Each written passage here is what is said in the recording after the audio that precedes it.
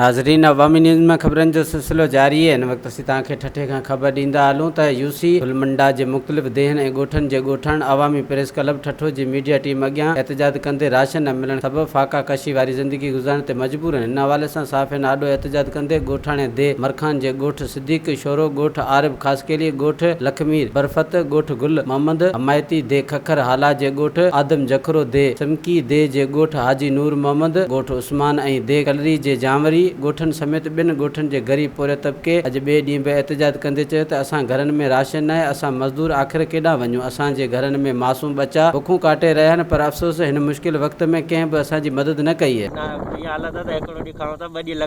अच्छा, हिन वक़्तु तव्हांखे ॾिसी को राशन वग़ैरह कोन ॾिनो कोन मिलियो आहे, न असांजे तक चूंडियल मेंबर आया, न अच्छा। असांजा MP MN आया, न ई चेयरमैन आया, को बि हिन वक़्त ताईं न आयो आहे। हिन जॻह ते जेके माण्हू बीठा आहिनि ॾिसो पिया, ऐं हे असांजे पासे में ठलनि मला अच्छा रोड़ी भरींदा आहिनि, ऐं उन्हनि जे बि ॻोठ में का शइ कोन आई आहे। हिन तक माना हीउ 1.5 महीनो जेको बि गुज़री चुको आहे, हिन में कंहिंखे का शइ कोन मिली आहे, कुझु बि 5 किलो के माण्हू खे अटो न मिलियो आहे हिन वक़्त ताईं। हे सभु तव्हांजे साम्हूं बीठा आहिनि ऐं तव्हां हिननि खां पुछी सघो था।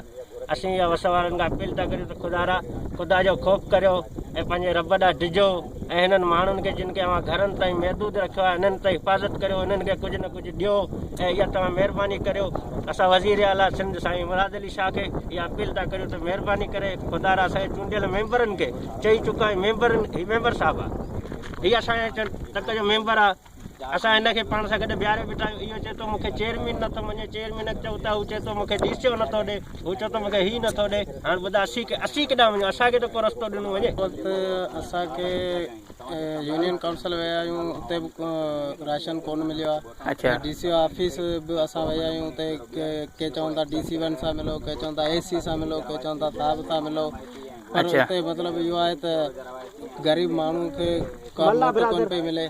जेके असांजे दे मरखां यूनियन काउंसिल जे गुलमंडा जी जेका दे मरखां आहे, उन में हिन टाइम सुधी तक़रीबन 50 ॾींहं गुज़री चुका आहिनि, जंहिंमें हिते असां सां गॾु बीठल आहिनि मला बिरादरीअ जा 2 टे जेके माण्हू आहिनि, उहे पत्थर कुटींदा आहिनि, पत्थर कुटे हुन मां गुज़र सफ़र कंदा आहिनि। उन खां अलावा असांजा ॿिया दोस्त आहिनि जेके रक्शे ते या दुकान ते मज़दूरी करण वारा आहिनि, उहे 50 ॾींहंनि खां वठी पंहिंजे घर में वेठल आहिनि।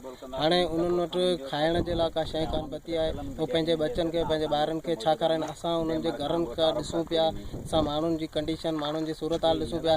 शर्म कोन थो अचे DC साहिबु ठठो DC खे शर्म कोन थो अचे, जेको हे ऐं मुख़्तियारकार साहिब खे शर्म नथो अचे, जेको हिते माण्हुनि में अची ॾिसे त छा कंडीशन आहे। चेयरमैन यूनियन काउंसिल खे शर्म कोन थो अचे, जेको पंहिंजे माण्हुनि जी निशानदेही करे पंहिंजा ॻोठ ॾेखारे ऑफिसरनि खे। असांजे पाकिस्तान गवर्नमेंट सिंध गवर्नमेंट खे केतिरी ॾिनो आहे, इमदाद ॾिनो आहे, उहो हिन टाइम सुधी किथे विरायो आहे। जिते बि इमदाद विराइजे पई, उते जेको प्राइवेट माण्हू आहिनि उन्हनि पंहिंजे माण्हुनि जी, पंहिंजे इलाइक़े जे माण्हुनि जी मदद कई आहे। बाक़ी गवर्नमेंट असांजे इलाइक़े में किथे बि असांखे नज़र कोन पियो अचे। चेयरमैन खाइण जे पोयां पंहिंजा बच्चनि खे ॿारनि पूरा, उहो ऑफिसर जेके आहिनि जिन खे मिलियो आहे, जिन जे हथ में जेका शइ आहे, उहो पंहिंजनि बच्चनि खे एसिन में रखियो वठनि, पंहिंजा उन्हनि जा चुल्हा ॿरनि था।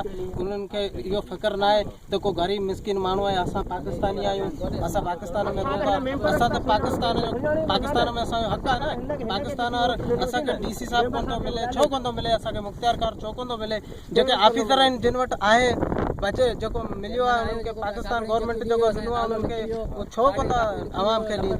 पंहिंजे घरनि में रखी वेठा आहिनि, केरु बि कोन थो ॾिसे हिनखे। न पाकिस्तान न आर्मी चीफ थो ॾिसे हिन शइ खे, न DC न चीफ ऑफ आर्मी स्टाफ थो ॾिसे, न ई सुप्रीम कोर्ट जो चीफ जस्टिस थो ॾिसे।